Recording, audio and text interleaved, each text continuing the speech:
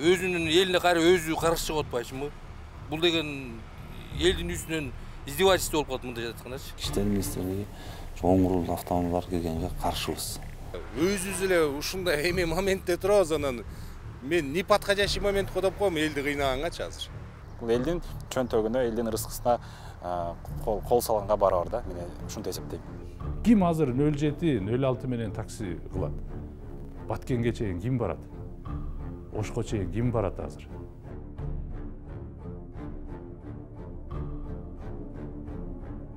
Кыргызстанга оңурулдуу автоунааларды алып келүүгө уруксат берүүнү талап кылгандардын саны күн санап өсүүдө. Ал тургай жарандар митингдерди да өткөрүп келишет. Бул ирет биз эксперттер жана тиешелүү органдар менен бирге оң тизгиндүү унаалар жөнүндө сөз кылабыз. Биз менен болуңуздар. Анан көрчө уруксат берсин правурулга Япониядан келгенгечи. Келсин, жаңы машинеге отурат элчи, свежий машинеге отурат. Элге жакшы да бул үчүн. Правурулга баары күнөө алганбыз. Баасы да арзан алганга элге эл жаңы машинелүү болуп калат да. Өзүнүн элине кайра өзү каршы чыгып атпайчыбы? Бул деген элдин үстүнөн издевательство болуп калат мындай жаткандачы. Ушу менен окат кылып атсак, элдин баары азыр почти 100% дебейт, почти 90% правурулдачымбы? Анан каяка барат ал элдер? Солурду машинелердин келгендери бизге кымбат. Аны менен эми келгенде окат кыла албайбыз. Аны мисалы $20,000 алып алып биз эми эл ташып неме кылалы десек, ага да акчабыз жетпейт сөзүн ачык алганда. Анан биз жакта мына байкелерибиз бар, бүт бар эле ошо көбүнчөсү эле оңурулдулар. Ошон менен бизге мисалы булардын запчасти оңурдагы арзаныраак келет кичине. Өзгө эл ташыганыбызга ыңгайлуу. Анан көбүнчөсү эле айтып атышпайбы, мисалы оңурулдо кырсык топ болуп атат депчи. Эми кырсыкта эми левый рульдан деле болуп атат, мындай айткандачы. Анан ар бир водителдин өзүнөн да зависит этет. Башында эле негизи киргизбей эле коюш керек болчу да. Азыр эми бул кыйын болуп кетти токтотуш. Анткени бүт мен өзүмдүн деле күйөө балам бар иштеп атат. Эми айла жок иштейт. Анткени балдарын багыш керек да. Эми алардын баарын азыр тыйып салганга билбейм, көп да аябай. Сразу тыя албайбыз го. Бирок чектөө анан жанагы катуу авариялар болуп атпайбы? Ошолор ошондон правый руль. Ал жолду көрө албайт. Анткени оң жагында отуруп минтип көрө албайт да. Чектөө обязательно киргизиш керек аны, бара-бара. Бирок сразу эмете албайбыз го. Анын баарын токтото албайбыз. Элге эле жаман болуп калат да. Потому что өзүбүз эле ушундай эме моментте турабыз, анан мен неподходящий момент кодоп коем элди кыйнагангачы азыр. Биз андай уровеньде эмеспиз да, чтоб жумуш толтура, эл ошол жумушка барып иштебей эле, барып оңой жагын издеп алып эле таксовать этип жүрөт дегенде. Пожалуйста, биз жумуш орун болсо биз эле иштеп кетебиз. Бизге анда ошол сол рульда эмеге алып берсин анда. Биздин машиналарыбызды алып, ордуна ошону берсин. Анан биз согласенбиз. А бирок бул жерде көп айтып атпайбы, правый руль причина авариянын баарында депчи, анда эмес. Действительно, ал өзүлөрү жанагы право берип аткан структуранын баары өзүлөрү кыйналат. Билбей сатылып турабы? Аны элдин баары эле билет. Саясатчы Сейтек Качкынбай оңурулдуу автоунааларды алып келүүгө уруксат берүү керектигин айтат. Оңурулдуу, оң тизгиндүү унаалар бизге керек да. Тезирээк биз оңурулдуу машинелерди импорт кылганга, аларды госрегистрден каттаганга, ГРСтен каттаганга уруксатты беришибиз керек. Канчалык эртерээк берсек, эл ошончолук эртерээк утат. Оңурулдуу унааларды алып келүүгө уруксат берүү керек деп күрөшүп келген активист Эртай Исқақов уруксат берүү эл үчүн пайдалуу жана мамлекеттин казынасына миллиарддаган акчалар түшөөрүн белгилейт. Бул маселе негизи мурунтадан эле көтөрүлүп келген, эл арасында. Айтылып келген, ар кайсы шайлоолордо элдин талаптары, ошол эле президенттик шайлоо болуп аткан учурда президенттин өзүнө суроо беришкен. Анан кийин жогорку кеңештин депутаттары шайлоого аттанганда ушул маселе да көтөрүлгөн. Бирок мынчалык мындай резонанс болуп, элдин көпчүлүгү бир моментте колдогон ушул 2022-нин ушул февралдан баштап келаткан акыркы ошо 2-2,5 айы.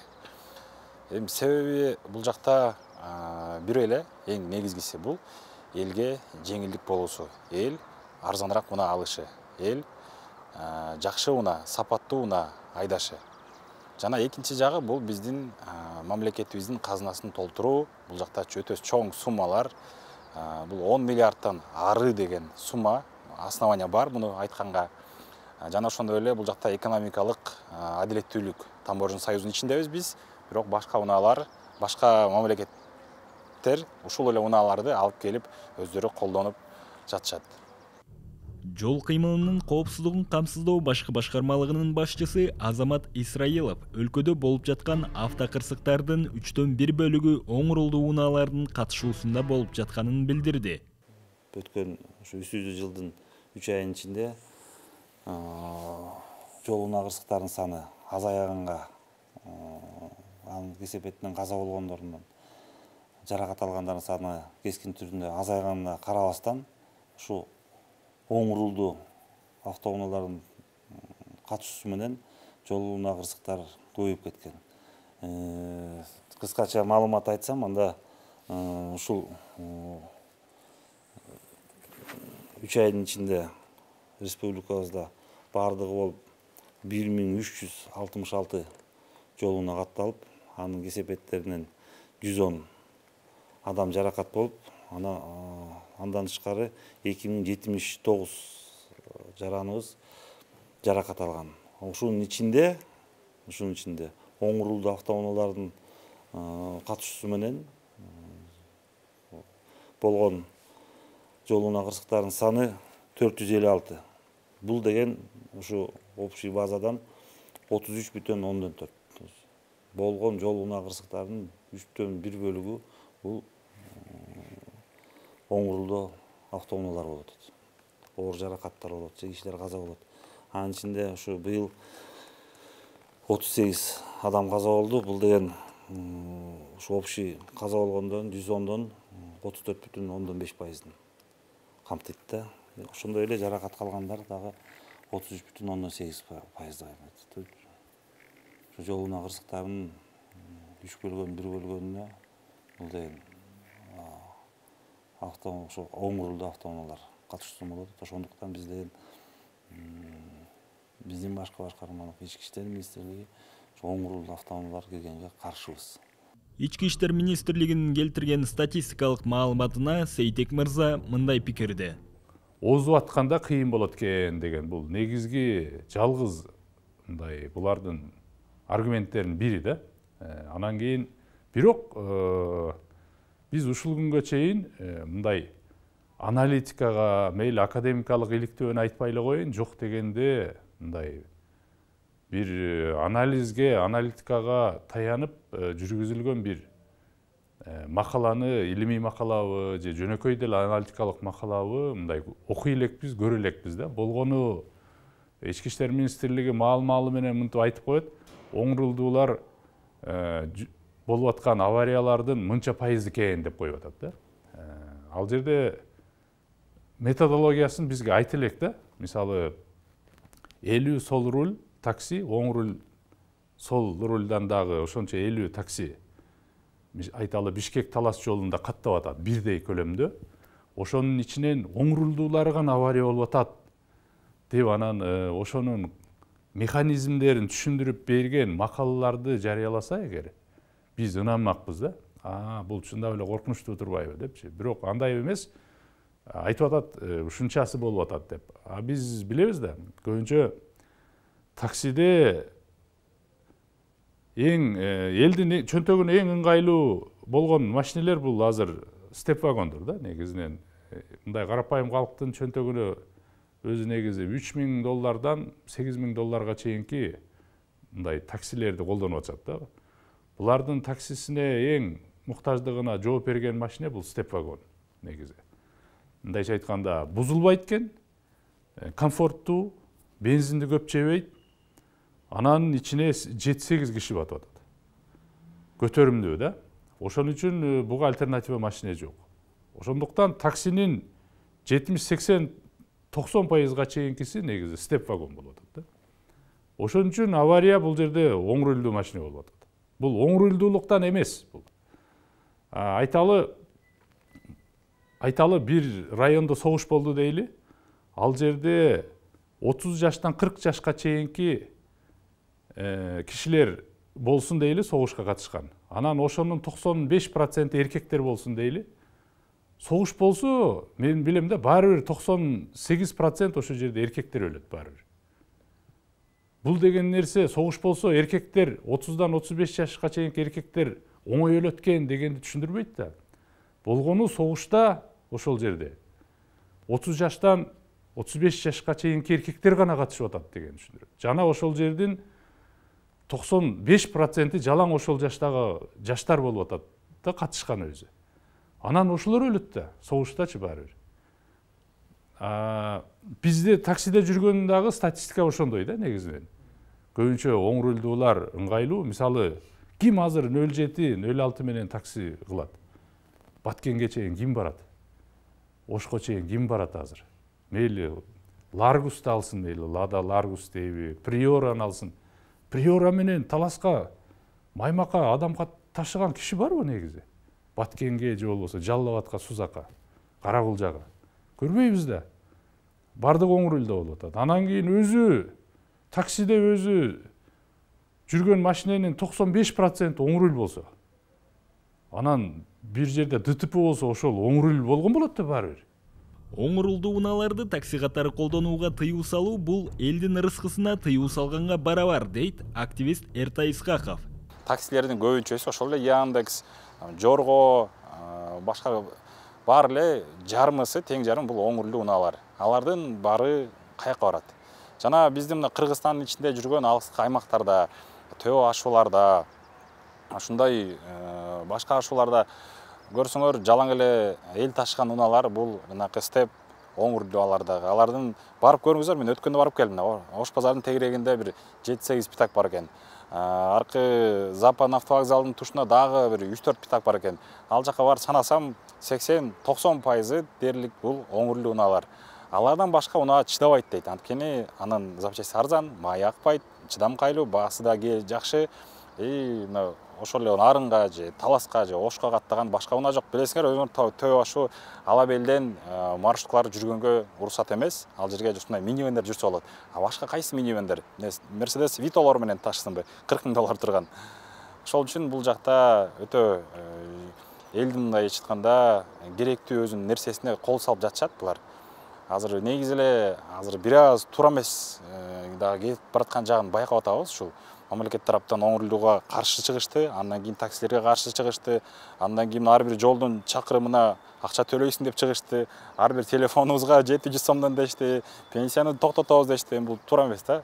Бул элдин чөнтөгүнө, элдин ырыскысына кол салганга барабар да. Мен ушунтип эсептейм. Эми көп талкуу болуп атат, өзүңүзгө маалым болгондой. Мындай обгонный камера коебуз деп атат. Обгонный камера коюп, анан ошо обгонный камера бул көбүнчөсү бул унаалар жана ашуу озуп кетчү маневр бар, обгон деп коебуз. Ошондо көп кара маршка тилкеде келаткан автоунааны көрүш үчүн бул айдоочу толугу корпусу менен, автоунаанын корпусу менен чыкканга мажбур. Ошондуктан көп жол унаа кырсыктары болот. Анан албетте ошо трассада болгон жол унаа кырсыктар бул деген көбүнчөсү оор кесепеттер менен болот. Анткени эки автоунаа ылдамдык менен келип сүзүшөт. Ошондуктан ушулардын кесепеттери да оор болот. Мындан тышкары жана камера койгонунда камера менен өзүңүз элестетиңиз, кичинекей монитор менен канчалык алыстыкта, канчалык ылдамдыкта машина келатат көрүш. А балким аяктан келаткандагы автоунаа ошондой эле камера менен келатат. Анан бул бир топ коопсуздук жаратат болуш керек. Өзүбүз деле жана жаңы маркадагы автоунаалар көп кишилер айдайт, камера заднего вида деп. Ошол менен деле айдап чыгып атканда бир 1 км/саатын айдайсың. Ошондо дагы кооптуу болуп, коркуп, чийип албайын, түзүп албайын деп толук кандуу маалымат камера аркылуу ала албайсың.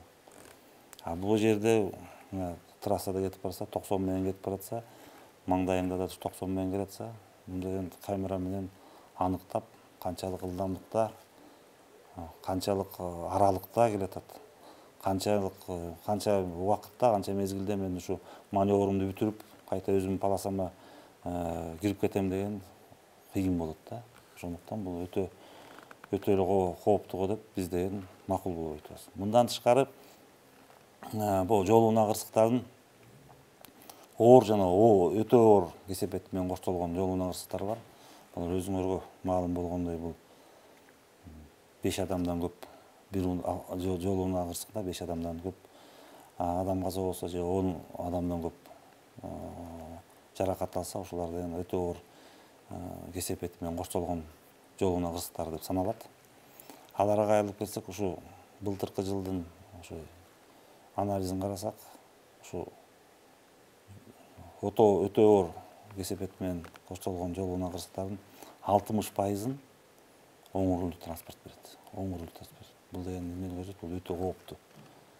Өзүңөргө маалым болгондой канча жана алыска аралыкка такси кызматын аткарган жарандар уктап кетип, же ушу жанакындай туура эмес обгон кылып, жалаң ушу оң рулдуу транспорт менен бир жол унаа кырсыкта 7-ден 8-ден 10дон жарандарыбыз каза болгон учурлар да катталган. Ушул себептен биз буга каршыбыз. Оң рулдуу транспорт киргизгенге каршыбыз. Дагы булар айтып атат, ошол оң рулдуунун коркунучу баягы угол зора дейт да, мындайча айтканда. Оң жак менен артыңкы машинеге мондай келип калсаң, мондай караганга ыңгайсыз экен деп атат да. Өзү жол эрежесинде эреже бар. Сен трассада 80 менен жүрсөң, алдыңдагы машиненин менен артыңкы машиненин ортосундагы дистанция өзү 80 метр болуш керек. Сен ал жерге 40 сантиметрге тагылып алып айдасаң көрүнбөйт анан кийин. Бул өзү эрежени бузуп атасың да, башынан элечи. Бул сол руль болсоң деле машиненин артына мындай кадап айдабаш керек негизичи. Могу бизде шаарда күнүгө көп болобуз да. Светофорлордо мисалы кызыл жанганда машинени коет, эртеңки артыдагы машинаны сайылып алып токтоп атат. 30 сантиметр коюп токтоп атат. Негизи жол эрежеси боюнча сен токтогон учурда алдыдагы машиненин артыңкы эки дөңгөлөгү, бампери, асты ошол машине сага толук көрүнүп тургандай дистанция болуш керек. Бул деген нерсе светофордо токтогондо эле алдыңкы машиненин артынан сен жок дегенде 3 метр аралык коюп токтошуң керек деген да. Биз андай болуп атпайбы, 30 сантиметрге чейин такап коюп алып атпайбыз. Күнүгө көрүп атабыз артынан келип сүзгөндөрдүчү. Бул оң руль, сол рульга тиешеси жок да. Бул деген нерсе биздин айдоочулардын маданияты, айдоочулардын сабаттуулугу өзү. Айдоочуларды биринчи праваларды биз сол руль кылып алышыбыз керек. Биз оң руль права, левый праваларды берип атабыз. Орусча айткандачы. Правалар сатылып атат. МВД айтып жатат, 22% бул 25% оң рулдуулар менен депчи. Алар болсо 17% деп, бул жалпы Кыргызстандагы жеңил унаалардын ичинде 17% бул оң рулдуу, бул кыргыз номерлери менен. Бирок иностранный номер менен жүргөн унааларды булар эске албай, ошол жагына такап атышат. Бул бирден бир туура эмес статистикасы, жана бул жаатта дагы исследование жүргүзүлгөн эмес. Булар баягы ВОЗду запрет кылганда дагы ошо 2014-15 жылдары анда да исследование болгон эмес. Бүгүнкү күндө дагы мына эгер эсептеп келе турган болсо, мына биз күн сайын да көрүп жатабыз. Бизге күндө ДТПлардын, видеолордун фактыларын жөнөтүшөт. Бишкек шаарынын ичинде жана трассаларда жүргөн кезде. Бирок алардын ошондой канча унаа боло турган болсо, ошол жерде канча унаа жүрө турган болсо оң рулдуу, анын саны, трафик ошого жараша ДТПны эсептеш керек да. Анан жөн эле кыргыз номери бар экен, момча оң рулдуу. Анан жалпы Кыргызстан боюнча кыргыз номери, иностранный номери болгон унаалардын санын ДТПсына алып туруп кошкон, бул өтө эле туура эмес да. Ошон үчүн оң рулдуу, сол рулдуу, ортосундагы рулдуу айырмасы жок. Бул адамдын эң биринчи айдоочулук күбөлүктү өзү сатып албай окуп алуусу. Туура, мен макулмун. Оң рулдуу сол рулга караганда кандайдыр бир деңгээлде айырмасы бар. Бирок ал бир 50-60 катарда турат. Ошо ДТП эмне үчүн болуп атат деген суроону койсо, оң рулдуу деген бир 50-60. Ага чейин эң биринчи эле бул ушул МВДнын ичиндеги коррупция. Дайыма айтып келебиз.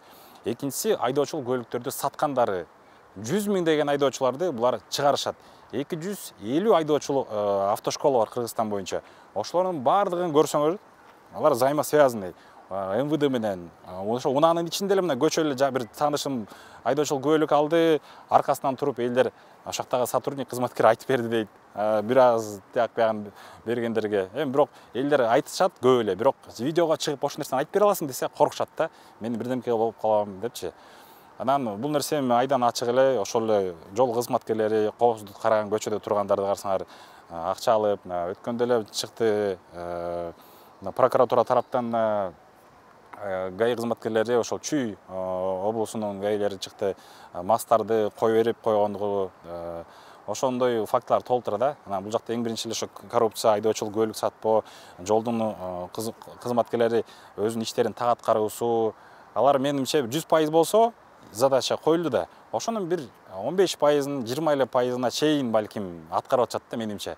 Калган учурда булар жолдо көрүп атасыңар, мына особенно межгороддо ар кайсы жерге жашынып, багажниктерин ачып, машиналарын жаап, мындайча айтканда эң биринчи алардыкы профилактикада ДТП болбош, алдын алуу. Алар болсо жашынып алып, баягы ловушка кылып, ушундай себеп деп ойлойм да. Анан жакында эле жезлды да берип коюшту, ар кайсы бурчка эле туруп атышат. Андан көрөк мурункудай эле автопатрулирование кылып, айланып тегеренип жүрсө көбүрөөк жерде, көбүрөөк элдерге көрүнүп жакшыраак болмок деп ойлойм да. Ошон үчүн биринчи биякта МВДнын каршы чыкканы дагы, бирок ичиндеги коррупцияны айтпайт булар. Бир да жолу айткан жокчу, айтылдыбы? Бир да жолу болгон эмес мындай нерсечи. Ошол жактан башташ керек. Анан жолдогу инфраструктура, ошол эле знактар, разметкалар. Мына азыр эле мына Көк жардын Фрунзенин маңдайына карап көрөлү, светофор турат. Ал жерде жарым метровый ямалар турат. Уже канча жыл болду. Ал нерсени биз ошол эле кызматкерлерге айтканбыз. Ямаларды үтөгүлө, минткиле, тинткиле деп, жөнөкөй нерселер да, булчу элементардуу нерселер. Анан ДТПнын баары оң рулдуу болгон бул туура эмес, бул адамдын башынан да өзүнүн эрежени сактоосунан. Ошол эле ДТП болгондо анализ кылып көрүшсүн, пускай. Канчасы эмне себептен каршы тилкеге чыккандар бар, туура эмесин башка эрежени бузгандар бар, кызылга өтүп кеткендер бар, мас болуп түшкөндөр бар. Ошонун баарын келип анан кийин ушундай данныйларды чөткө айтса, биз дагы мындай яңи дейт элек да, бирок мындайча азыркы статистика бул патологтан алып эле элге берип атат да. Эл болсо ал нерсе туурабы, туура эмеспи, баяндап эле балким ишенип алгандар бар да. Ошон үчүн эң биринчи бул эрежени сактаса, ошондо коопсуздук болот. Бул адамдын өзүнөн кандай айдасаң сен, оң рулда болобу, ортодо болобу, артта болобу, же сол жакта болобу, бул жол эрежеси бузулбай турган эле нерсе да. Ошол эле нерсе азыр мен оң рулда, сол рулда айдайм. Ушул күнгө чейин мени ушу мына 5 жылда акыркы 3-4 жолу аркаман сүзүштү да. Бир жолу Мерседес сол руль сүздү. Мына ушул эле жерден, мына Киев менен Токтогулдун ортосунда, мына Исановтан келе жаткан учурда аркаман сүздү, пробкада келип. Механик айдаган машина экен, мен билбей калыпмын дейт. Билбей калса деле дистанцияны сактап, мен азыр айткандай, эгер 3 метр токтогон болсо, ал механика болуп унутуп калганда деле, машина тепкенде деле 1 метрдей эле жүрөт эле да, мени сүзбөйт эле да. Ал кашайып 30 сантиметр келди да магачы. Анан таң сүзүп атат. Бул бир жакын, андан кийин дагы быйыл дагы бир жерде стоп деген белгиге токтосом, келип аркаман келип дагы бирөө сүздү. Бул Hyundai деген машина экен, атын эле мындай кроссовер да, сол руль ал дагы. Анан бир жолу оң руль таксист сүздү, оң руль экен. Бирок ал дагы ошо дистанциядан болду да. Бардыгы тең аркаман келип, ошо дистанция сактабай келип сүзүшүп атат. Бул оң руль, сол рулдун тиешеси жок да буга. Тормоз бирдей эле иштейт эки машинада теңчи.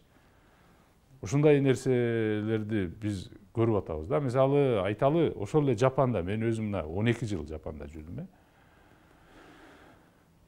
Жапанда деле сол рульдарды айдайт, уруксат берген. Керек болсо Жапанда сол руль Мерседестер бар, Volkswagen'дер бар, Европадан сүйүүчүлөр атайын алып келип, керек болсо ошол FJ Cruiser дегендер, Land Cruiser'лер бар, Lexus'тардын кымбат моделдери сол рульдары жүрөт да.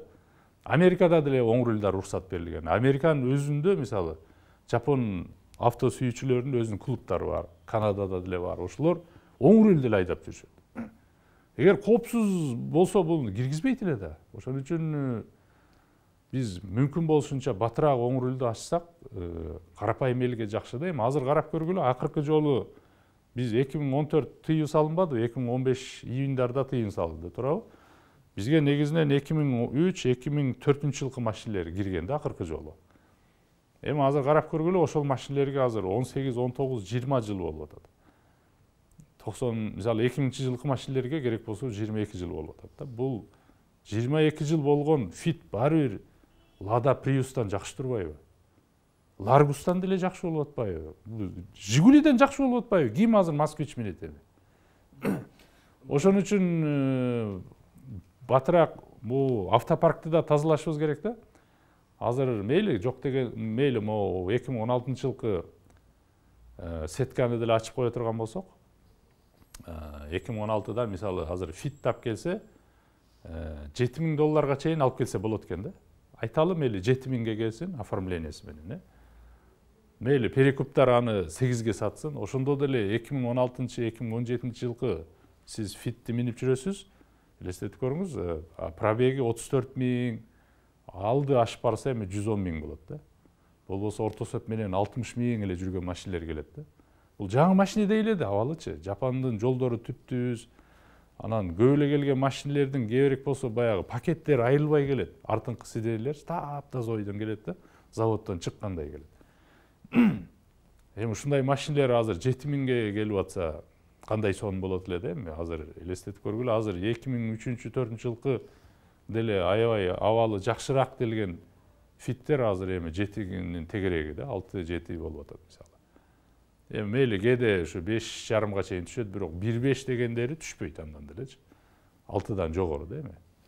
Эми азыр ошон үчүн максималдуу буну уруксат берсе, Жапандан мындай альтернатива тандоо укугу болот эле дагы, элдерде кайра жаңы мүмкүнчүлүк болот да. Активист Эртай мырза оңурулдуу унааларга уруксат берүүнү талап кылып, социалдык тармактарда баракчаларды ачып, тынч митингдерди өткөргөнүн, алдыда дагы өткөрүү планы бар экенин кошумчалады.